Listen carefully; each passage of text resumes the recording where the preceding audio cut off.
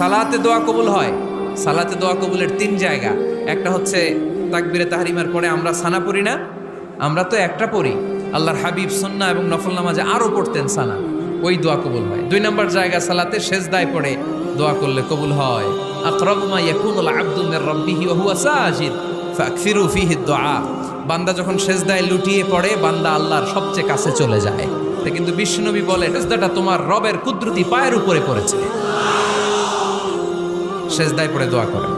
সালাম ফিরানোর আগে বিশ্বনবী দোয়া করতেন, লা ইউসাল্লিমান্না আহাদুকুম হাত্তা ইয়াতাআওয়াযা মিন আরবাআ।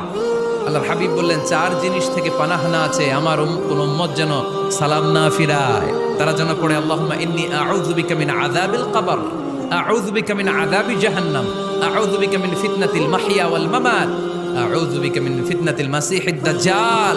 আল্লাহ কবরের আযাব থেকে বাঁচাও, আল্লাহ জাহান্নামের আগুন থেকে বাঁচাও, আল্লাহ জীবন